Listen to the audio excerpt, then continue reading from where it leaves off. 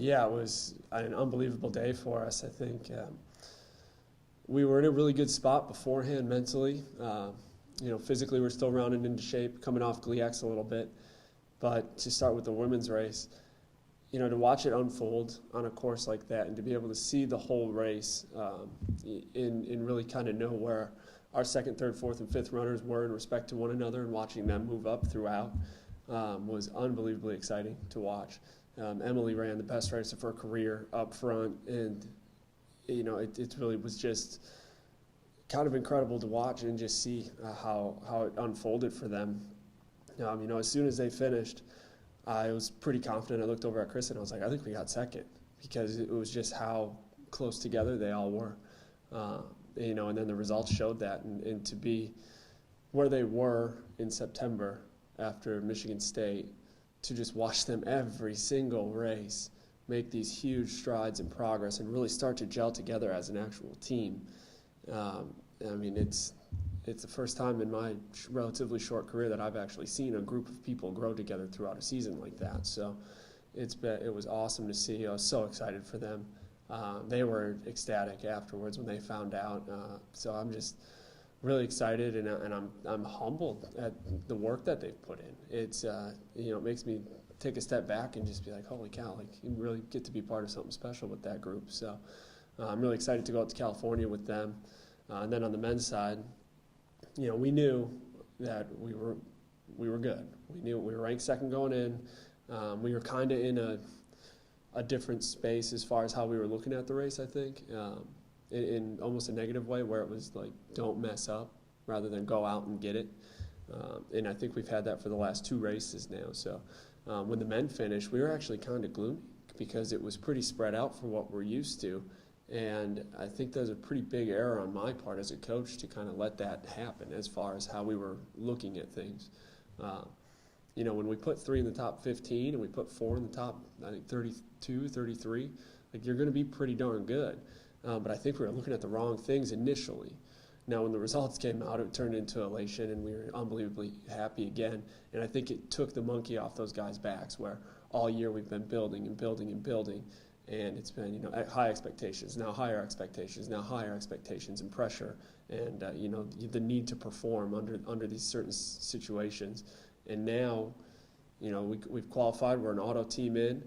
We just get to go to California, and we'll be ranked in top 8, top 12. And there's no secret or strategy to finish that way. So it's gonna be, guys, just get out and treat it like we did Michigan State and Roy GLIAC meet. Get out, have fun doing it.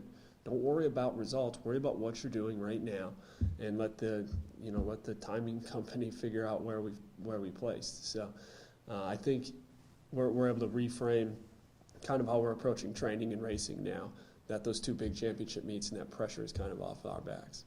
Matt has a ton of experience at nationals in track.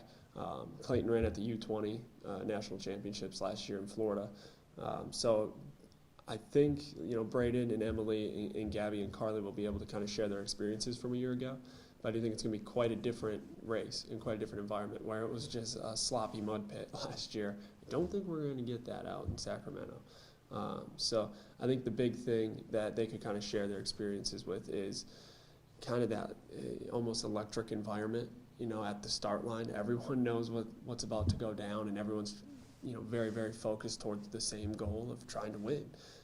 So I think being able to really quiet the noise, the external noise, and stay focused on what we're trying to do, I think Emily and Braden would be able to really, reflect on what they did last year that worked for them so well, be able to share that with their teammates. I think the course down there, even though it was flat, it was a little muddy, but it beat us up a little bit, so we got to make sure that we're healing up and recovering as best we can before we head out.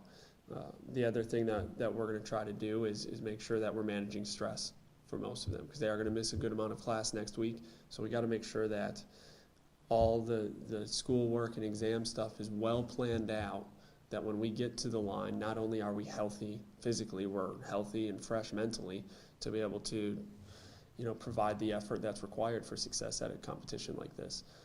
So we're gonna try to get outside tomorrow and do a workout, but it's more of a strength day, kind of like a relatively low intensity day, but really just to kind of feel good.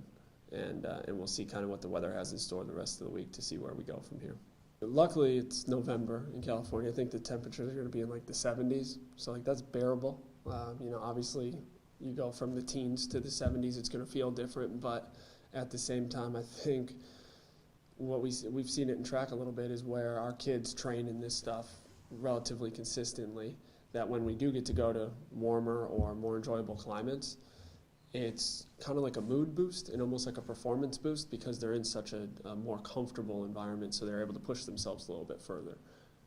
So I think, there's not really any specific prep for this because it's not supposed to be too terribly hot, but we're going to get out there, earlier in the week and make sure that we kind of just are able to scout the course a little bit and then just kind of acclimate to the area and the weather there. I've tried to kind of think about it and say like, well, it'd be great if we could do this or it'd be great if we could do that.